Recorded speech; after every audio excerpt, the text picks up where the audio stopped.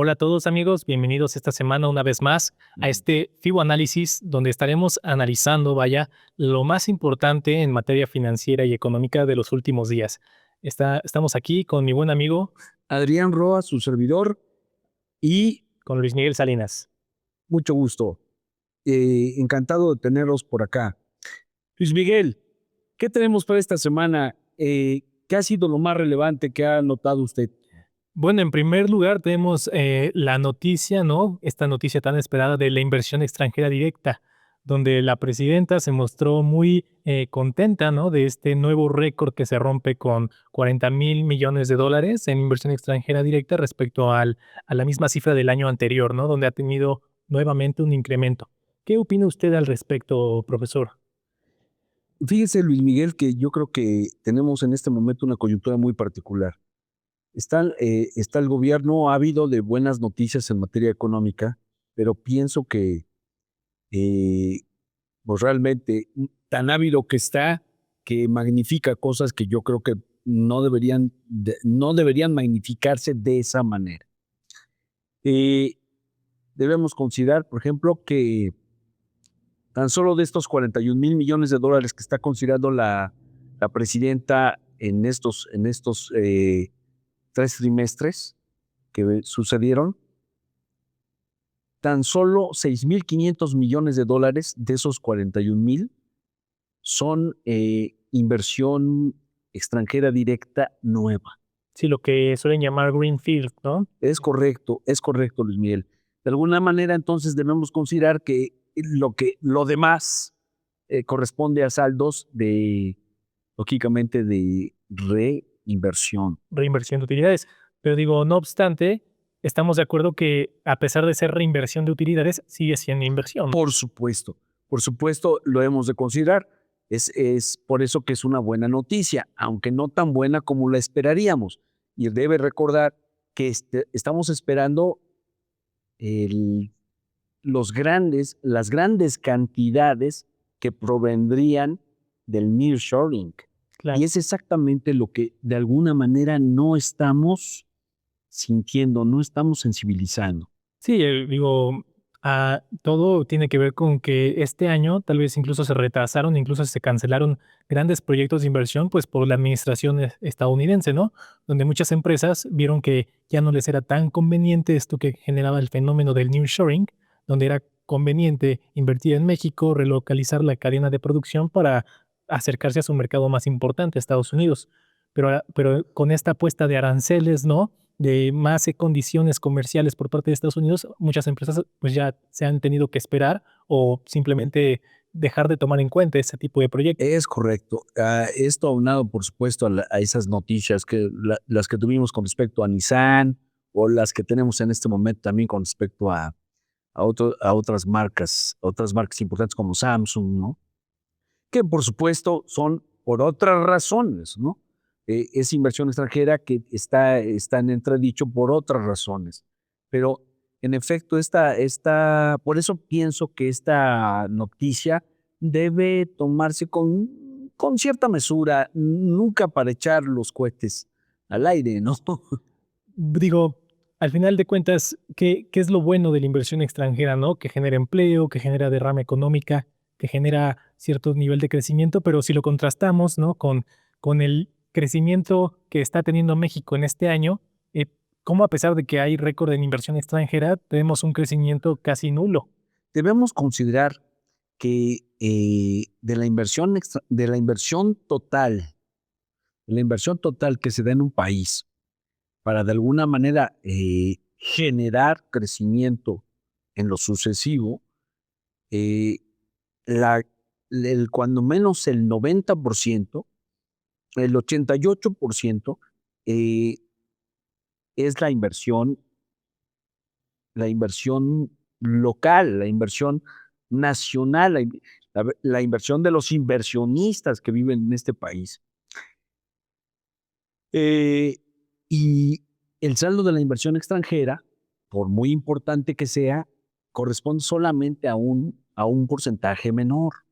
De tal manera que aunque fuera muy buena noticia y fuera de verdad de un gran impacto, su, su resultado siempre será limitado en materia de crecimiento. Entonces, ¿qué tenemos?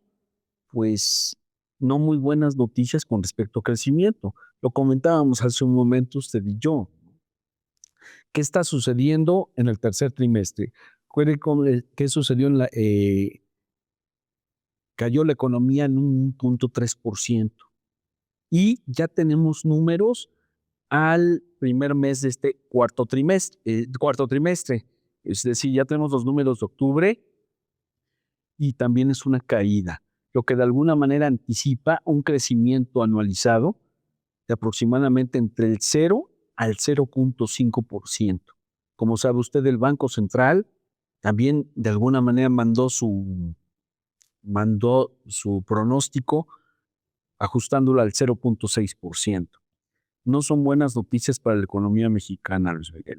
Claro, digo, al final de cuentas, este Producto Interno Bruto es un reflejo del comportamiento que tuvo la economía a lo largo de estos últimos 12 meses, ¿no? A lo largo de un año. Pero ¿a qué se debe? A qué se deberá que tengamos este crecimiento tan bajo? Es decir, tomando en cuenta los factores del Producto Interno Bruto. Tenemos el consumo, tenemos la inversión, tenemos el gasto público, tenemos el saldo de las importaciones y exportaciones. ¿Qué es lo que está ponderando más este crecimiento nulo y a qué se deberá? Sin lugar a dudas, es a la caída de la inversión. Eh, el consumo no creció como debió haber crecido. Es un hecho. Tuvimos en el tercer trimestre incluso una caída en el consumo. En materia de inversión, la cuestión fue catastrófica, fundamentalmente en inversión en manufactura y en inversión en construcción y, por supuesto, en minería, en donde se contempla la producción de Pemex, Ok. que fue también de caída. Entonces, tenemos consumo caído, inversión caída, gasto público caído como nunca. Es decir, la inversión pública cayó en cerca del 29%. Es una barbaridad, Luis Miguel, es una barbaridad. Entonces, ¿qué tenemos? El único motor que ha impulsado, cuando menos para no caer en una recesión, el único motor que ha tenido nuestra economía este año han sido las exportaciones. Y es algo muy particular, usted lo sabe. ¿Por qué? Pues porque se supone que están de alguna manera en entredicho por el asunto de los aranceles de Trump. Pero, como sabe usted, el hecho de que Trump haya anunciado los aranceles provocó compras de pánico por parte de nuestros importadores, ¿no? Entonces compraron en el primer semestre tremendo, ¿no? Para llenar sus inventarios, entonces nuestras ventas aumentaron y eso salvó de alguna manera el semestre de México. Pero no son, reitero, no son buenas noticias. Esa es la explicación. De alguna manera, también esto nos lleva a pensar en el futuro, Luis Miguel, a pensar en el 2026. No son tampoco buenos números los que esperamos. Esperamos quizá un crecimiento menor al 1.5%, de tal manera que estaríamos promediando un crecimiento del 0.8% en los últimos 7 años. Es tremendamente magro para una economía como esta. Somos la economía que menos crece en toda Latinoamérica. Sí, eso es un dato, pues, bastante eh, decepcionante, sobre todo Sí, para el pues, tamaño de la economía de México. Pero, ¿usted qué considera que pueden ser los factores o las políticas públicas que deberían de estar trabajando a favor de esto, ¿no? O sea, qué se debería de estar haciendo, ya sea por parte de la política fiscal o la política monetaria, para que esto no continúe como algo sistemático, ¿no? Que se va repitiendo y repitiendo año tras año. ¿Por qué México está estancado, digamos, en este crecimiento tan bajo? la verdad es que en este momento ya se comenzó a discutir ese tipo de situaciones. Parece que lo que va a ser ineludible, Luis Miguel, va a ser pensar en una reforma fiscal de fondo, no tanto en materia de ingresos, sino en materia de egresos. Por supuesto que habrá que repensar de alguna manera la productividad de los egresos que hace la federación. Usted sabe que las inversiones que se hicieron en infraestructura en el último sexenio fueron, sin lugar a dudas, muy controvertidas. hoy por hoy están de alguna manera mm, implotando, ¿no? O explotando ya de tiro el Tren Maya, el aeropuerto, el AIFA, y por diferentes razones, ¿no? Y la refinería, en este caso, los especialistas consideran, por ejemplo, que por cada barril de, por cada barril de gasolina que producimos, perdemos cerca de $34. Entonces, se vuelve algo muy, muy complicado ya pensarlo. La, tenemos una restricción fuerte, una stringencia completa en materia de movimientos en la inversión pública, precisamente porque no tenemos recursos. Es una administración que prácticamente llegó sin recursos. Entonces, ¿qué cosas vamos a tener que hacer? Pues todas las cosas que se pueden hacer para conseguir recursos para la federación. Y eso también incluiría no meterle más dinero bueno al malo. ¿Ok? Digo, independientemente del gasto público, que es una parte importante, ¿no? Fundamental. Del crecimiento económico, tampoco es todo, ¿no? Y tampoco no sabría decir si es la mayoría. No, Entonces, es también de alguna manera también una parte de la inversión, pero esa inversión se ha reducido, miden los especialistas que al menos está por debajo de de la inversión pública de los últimos 40 años. ok, Y es una razón importante. Dices, oye, uno, uno, uno se preguntaría, ¿y por qué bajó tanto? Bueno, porque no hay dinero, simple. claro.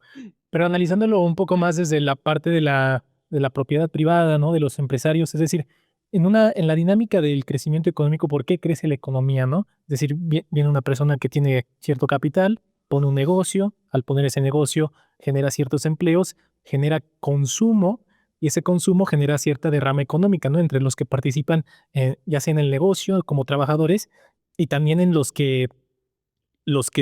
más bien, la derrama que esos trabajadores llevan a otras partes, ¿no? Así Esa es es. como la dinámica, por así decirlo, de manera muy reducida de una economía. Entonces, en teoría, debería de crecer la economía si están creciendo los negocios, las empresas, hay más empleos.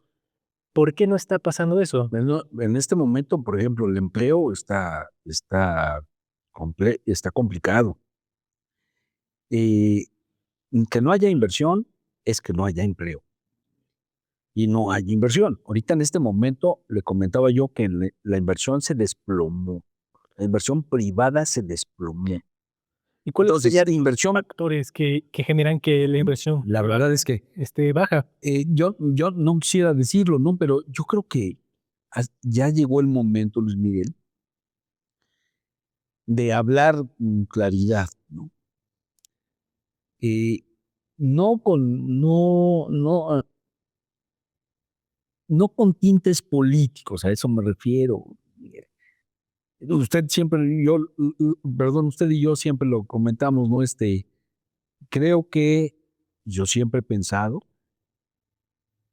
que las decisiones económicas se toman con criterios económicos y las decisiones políticas se deben tomar con criterios políticos. Digamos que sería una especie de máxima fundamental, Debería de ser. o debería ser. Pero si usted va a tomar decisiones económicas con criterios políticos, espere usted con complicaciones e incluso desastres. ¿Qué tenemos? Entonces, usted ha hecho modificación, o sea, no contábamos con que Trump iba a salir con más locuras de las que nos hizo cuando Trump 1.0. Sí, claro. Ahora tenemos un Trump 2.0 que dicen que llegó sin miedo, ¿verdad? Y que llegó con la espada desenvainada y lo hizo.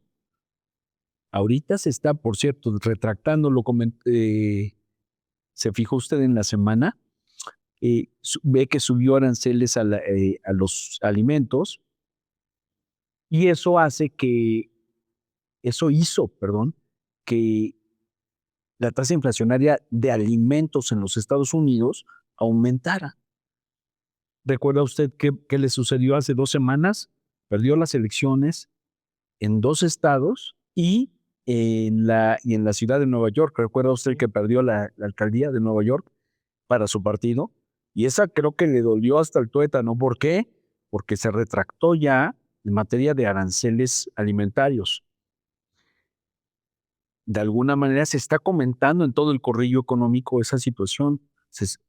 Y creen que se retracte de lo demás porque de que los precios están aumentando en Estados Unidos, están aumentando.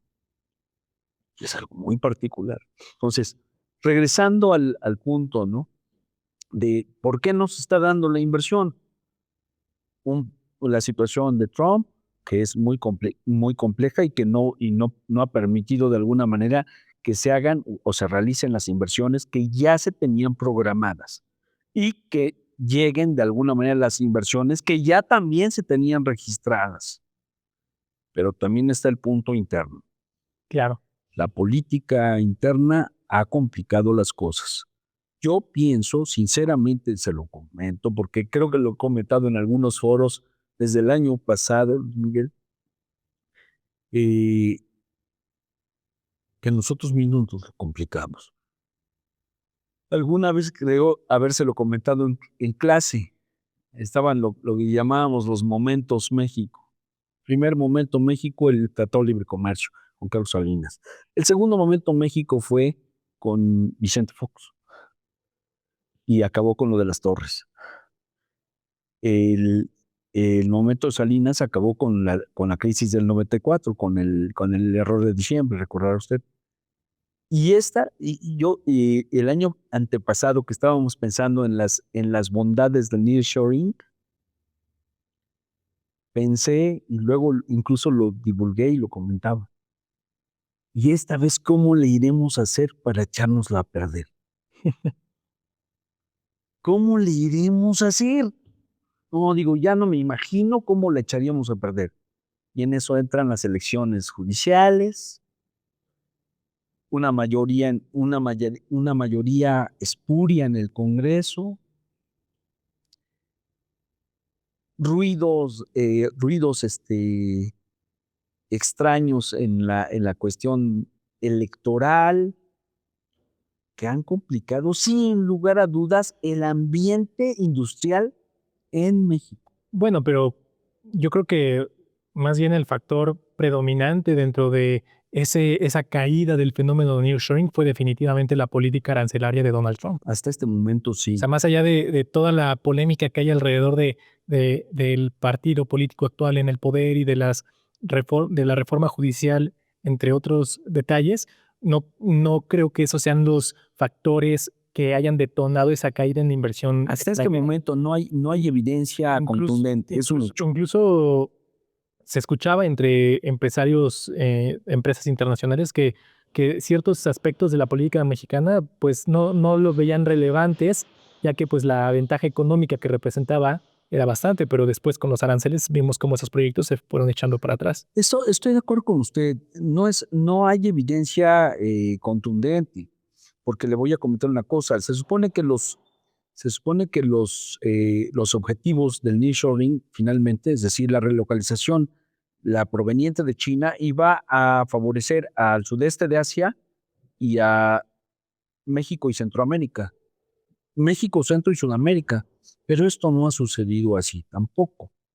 Entonces, no hay números contundentes. Hasta este momento, eso es lo que lo explica el asunto de Trump. Claro. Yo me refiero fundamentalmente al asunto de la inversión interna. La inversión interna sí está, aunque diga que no, sí está pues un poco contrariada, diríamos. Sí. Es un hecho. De eso sí hay evidencia. Claro. Bueno, y también el tema de la inversión interna está directamente relacionada con las tasas de interés, ¿no? En teoría, si hay bajas tasas de interés, se supone que debe de incentivar la inversión, ¿no? Todo el tema financiero de... En ese caso, yo creo que ya, como sabe usted, la presidenta no puede quejarse. Ahora sí que ha recibido una, digamos, ahora sí que entre ellas se ayudan, ¿no? Y no estoy acusándola de ayudarla, por supuesto. Es decir, la gobernadora del Banco de México y, por supuesto, las subgobernadoras y los subgobernadores, eh, pues han puesto de su parte, ¿no? De alguna manera, entrando o dejando entrar una política monetaria bajista, como sabe usted, ¿no? Expansiva. No, expansiva, dovish, ¿no? En efecto, dovish, que de alguna manera está buscando mandar para arriba la economía y sin embargo no responde. Precisamente por eso sabemos que los factores deben ser otros. Sí. Bueno, para concluir, profesor, podríamos decir que tenemos una buena noticia de inversión extranjera, pero que contrastándola ya con los demás factores económicos, se puede ver que no es el factor más preponderante, ¿no? Y que los demás factores pues no están como en la misma sintonía, ya que si esos factores estuvieran también rompiendo récords, pues tendríamos un crecimiento también rompiendo ciertos récords. Es un hecho. Pero, por ejemplo, el empleo pues no ha repuntado. Es un hecho. Lo que usted está comentando es ya evidente. Muy bien. Pues con esto nos despedimos. Esta semana nos vemos la siguiente semana con otro FIBO análisis. Esperamos les haya gustado. Queda